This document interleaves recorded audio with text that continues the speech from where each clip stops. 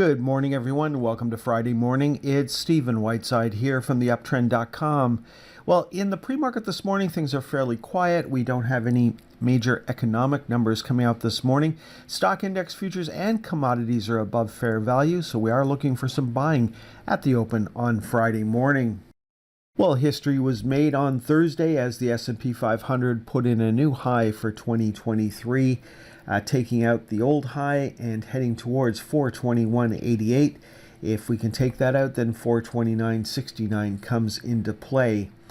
Now, over the past 5 trading days, there's been 206 new 52-week highs on the S&P 500, or 42%.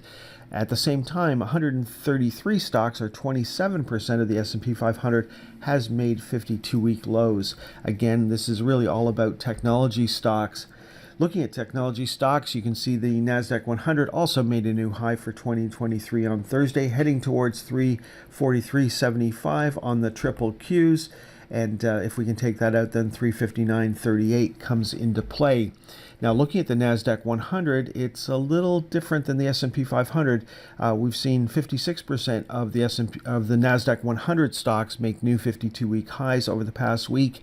At the same time, only 17% of the NASDAQ 100 has made new 52-week lows. So, getting a bigger bang, focusing on the technology sector than the overall market. Now, the chip stocks have done really well this week, and looking at the Spider semiconductor ETF, we're heading towards 200. Then looking at Apple actually hit 175 yesterday, so cha-ching, we finally got to lock in some profits. Apple has not broken away from 175 yet. It closed at 175.05 yesterday, so that is still resistance, so we don't worry about the next targets to the upside just yet. Then Amazon is another stock I'm long, and we're trying to get to 118.75. Got as high as 118.60 yesterday, so did not lock in profits just yet. A couple of ETFs people were asking me about yesterday. Cloud computing hit its next price target of 17.58, closed at 17.61.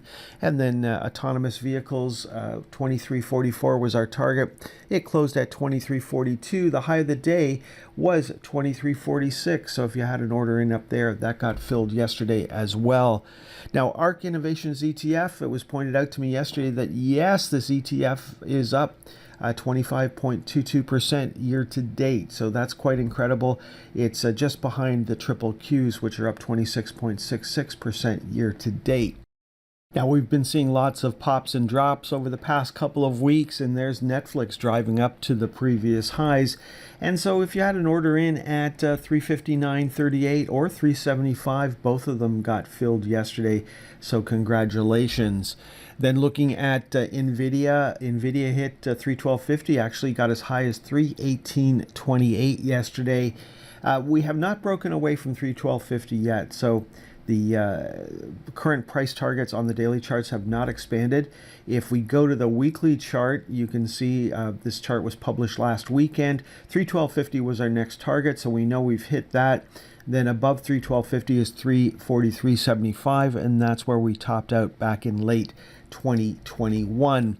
Then looking at Tesla, our next mathematical target is 187.50. We still have not broken away from 175. The low of the day yesterday was 172.45, and then we've got that open gap. So the high yesterday was 177.06. The top of that open gap is 177.65. So we'll see how the market deals with that on Friday. Now, looking at the VIX is back on a sell signal, which is supportive for higher stock prices. You can see that on Friday we need to close up there at above 18.27. Not expecting that to happen based on what we're seeing in the pre-market this morning. We're getting down to the previous low at 15.63. If that breaks, then 12.50 would be our next target to the downside, and that would certainly be supportive for higher stock prices. Now, a lot of people ask why I don't follow the VIX for the NASDAQ, why I focus on the VIX for the S&P 500. Well, you can see this is a pretty spastic chart. It's always been this way. Sometimes when people see this chart on the website, they email and say that hey, do you know you've got bad data? Well, no, that's just the way this works. If you go to the CNBC website, this is what it looks like. this morning. So our data is not bad. It's just the way this particular index looks, and it's not something that I like to follow. It can be all over the place, and I'd rather stick to the VIX for the S&P 500. Moving on to the Canadian market, yes, the technology index is doing well. Remember, these are weighted. The bigger the stock, the more influence it has on the index. So it doesn't mean that all stocks in this particular index are up at these levels. The rest of the Canadian market is not doing as well. The TSX is on a sell signal right now, so is the TSX 60. The reason for that, of course, is that energy stocks have not been doing well lately. They could come back on Friday with crude oil trading higher this morning. Then we've got financials, which are just treading water, having an inside day yesterday. Then the price of gold has been coming down this week, and we see the gold stocks made a new low yesterday, and mining stocks made a new low for this move as well. So that's why the Canadian market is not in sync with the U.S. market at the present time. Now, looking at the Canadian tech stocks, Absolute Software popped last week, and just another one of those stocks that popped. Congratulations if you owned that stock. I wouldn't be sitting around doing anything. I would have sold by now. It's not probably not going to go anywhere from here, so no reason to hang around. Then BlackBerry made a new high for this move. The price targets for BlackBerry have started to expand as the stock has started to trade and continue to hold up in a new level. Remember, the previous price targets were based on this range, this high to this low, and then to this high. So you had price targets based on that price action, and then we started to break out above that. So 742 was our next price target, got as high as 744 yesterday on the TSX. Then looking at CGI, we made a new high yesterday.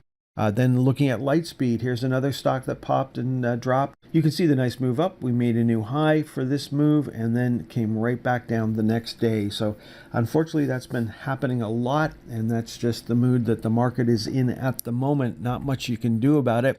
Nouvelle made a new low for this move yesterday. Another stock that generated a buy signal. You came in the next morning, saw that it was going to open way down here, so you didn't take the buy signal, and I have no idea why it dropped so much right after Ryan Reynolds started promoting this particular company. OpenText made a new closing high yesterday for this move. Another stock that made a new low here for this particular move, and then the next morning it just popped higher and has not pulled back since. Then Shopify, we talked about this one. It generated a sell signal. You came in the next morning and saw that it was going to open up way up here, and so you waved off that sell signal, and we're still on a buy signal. Things would change for Shopify on Friday with a close below 79.40. Then looking at TELUS International, it is in the Infotech Index, and it made a new low on Thursday for this particular move. Okay, folks, that is all for Friday morning's presentation. So far, it looks like we're going to see some buying at the open on Friday morning. Have a great day. Have a great weekend. It's a long weekend here. The Canadian markets will be closed on Monday. U.S. markets will be open. We will do a video over the weekend.